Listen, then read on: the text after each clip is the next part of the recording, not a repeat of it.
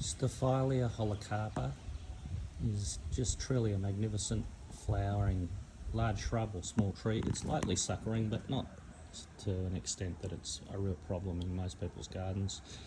It's a cool temperate plant, so you don't want to be growing it in hot, dry climates, and you don't want, certainly wants to be protected from hot winds.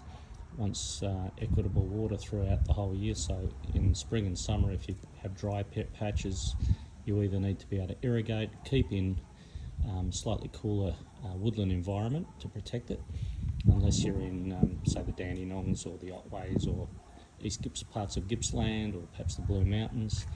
They don't mind the altitude, they don't mind the cold, and they have interesting seed pods that follow the flowering. Nice foliage, nice soft green, apple green foliage, and like I said, it's a shrub of a few metres up to a little more, maybe a small tree in time, but it's particularly beautiful. Not any particular perfume on this that I've ever noticed, but there also is a selection, Staphylea holocarpa rosea, which has got a darker flower than just straight seedlings that these are.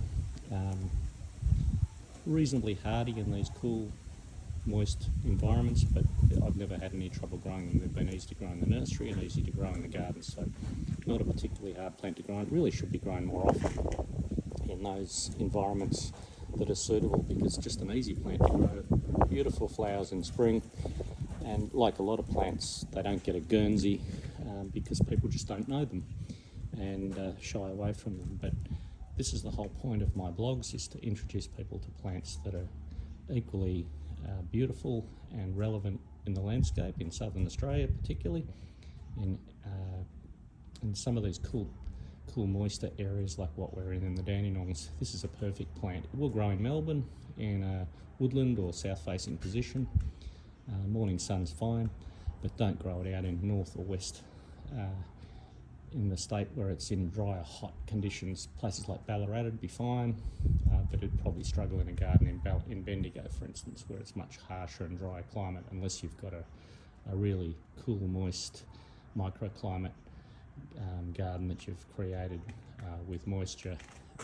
You'd almost have to irrigate with a bit of misting just to get them to survive in these sort of hot, dry areas, but just to give you some context. But in a cool, temperate sort of four-season type zone, a good plant to grow, and an alternative choice to plants that you would normally see available in nurseries or even in collections. It's still relatively rare and always has been.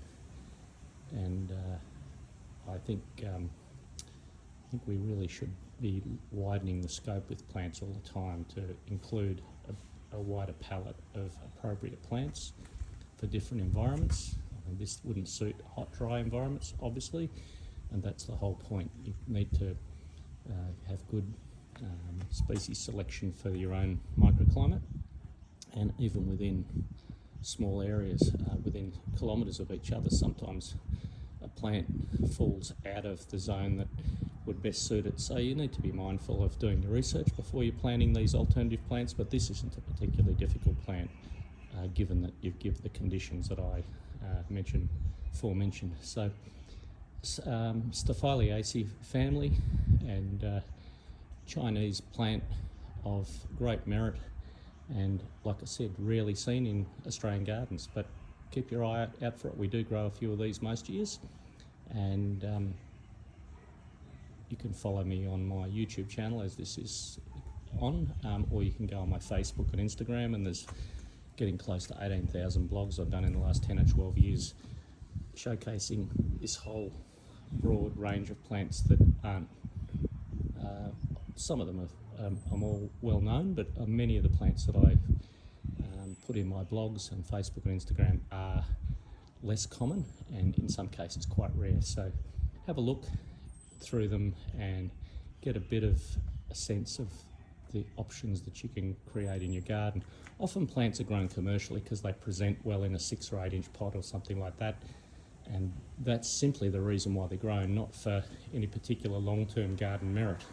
And I think a lot of the time we promoting the wrong plants in our industry. That's just my opinion, because we're doing it out of ease of propagation, or they're easy to sell because they've got that wow factor in a small pot. But that doesn't mean they'll have a wow factor long term. A plant like this, it's already flowering in an 8-inch pot, but many of the things I advocate for people to plant don't shine in a small size. They shine as they get bigger, and in some cases get many metres or even bigger. So the long-term investment in a garden, if you want really quality outcomes, is to look at what the plant does long-term in your garden. It's how long it will live for. Many plants that are grown are short-lived and also get ratty without a lot of pruning or maintenance in the long term. So not all plants that are grown commercially are bad, of course. I'm not saying that. But there are many plants that aren't grown or aren't planted because they don't present in a small pot. And that's completely the wrong reason for not growing them in your garden, because at the end of the day, we all like to create our little oasis at home, and adding some of these unusual plants that are less common are going to be just as easy to grow long term. They might take a little bit longer to flower or present themselves. You might have to wait a year or two for them to come into their own and start to show their true form, or the habit of the tree or the bark or the berries or the flowers, whatever the feature is. So keep in mind, have a much wider palette at your disposal by keeping an open mind and looking at a wider range of plants. I think that's only sensible for people to get a really good rounded garden. There are 52 weeks in a year, and I'm always reminding that of to my daughters when they're planning out their gardens. Keep an open mind and try to purchase plants that show features throughout the whole year, not just for spring or autumn. Make sure you've got plants coming into season and showing some feature either seasonally or in some cases for their foliage effect 12 months of the year. So keep a blend of that. You need trees for shade, shrubs and complementary plants that look good and complement each other because they've got different colours, different textures, and perfume, of course, berries. Some plants are edible, climbers, ground covers. There's a whole breadth of things that combine to make a better garden than just in a narrow bandwidth. And we need to get this information out to people more generally.